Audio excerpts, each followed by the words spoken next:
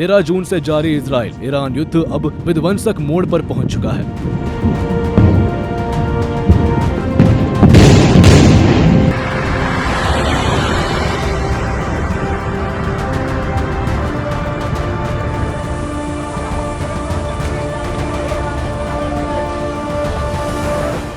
पिछले 6 दिनों से दोनों देश एक दूसरे पर जबरदस्त बमबारी कर रहे हैं।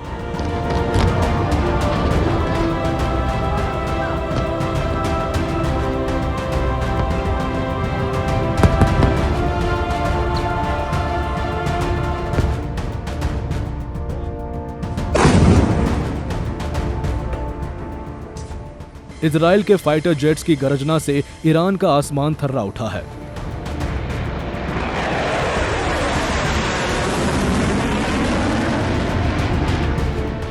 बमों की बारिश से धरती कांप उठी है।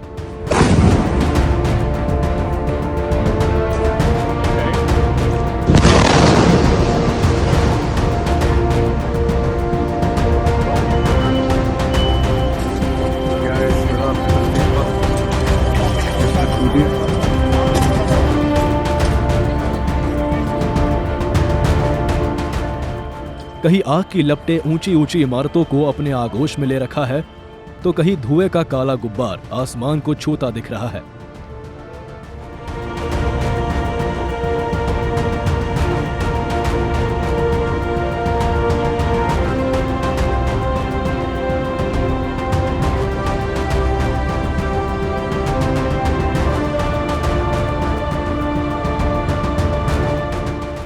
ईरान में चारों ओर सिर्फ तबाही का मंजर है।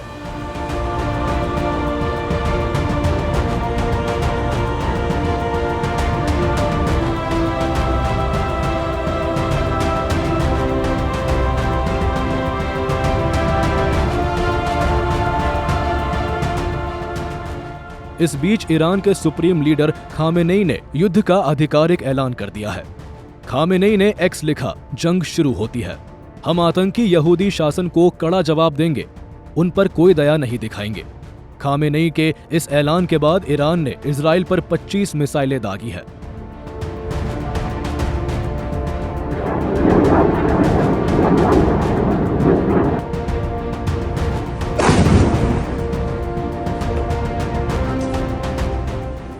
जिससे ईरान को भारी नुकसान झेलना पड़ा है। हालांकि ईरान के इस हमले में किसी जानी नुकसान की खबर नहीं मिली है।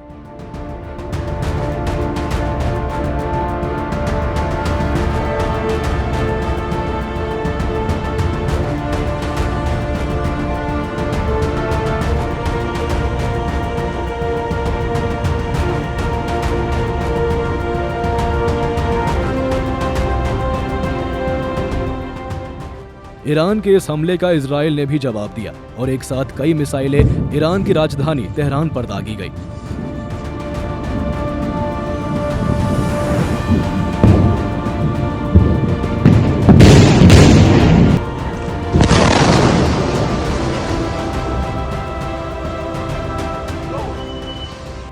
ईरान के खिलाफ इस ऑपरेशन में इजराइल के 50 से अधिक लड़ाकू विमान इस्तेमाल में लाया गया और ईरान के कई अहम ठिकानों पर बमबारी की गई।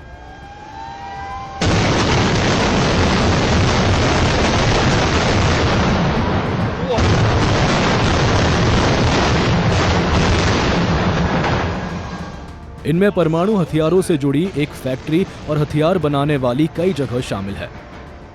इजरायली सेना के मुताबिक तेहरान में जिस सेंट्रीफ्यूज प्रोडक्शन साइट पर हमला किया गया, वहां यूरेनियम को शुद्ध करने का काम होता है।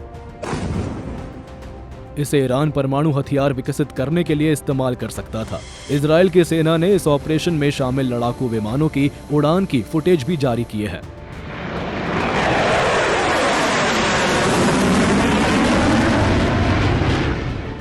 ईरान के परमाणु कार्यक्रम के विरुद्ध इजरायल कितनी आक्रामकता से ईरान पर हमले कर रहा है, इसका अंदाजा आप ऐसा लगा सकते हैं कि पिछले 6 दिनों में इजरायल ने ईरान पर 5 गुना अधिक हवाई हमले किए हैं।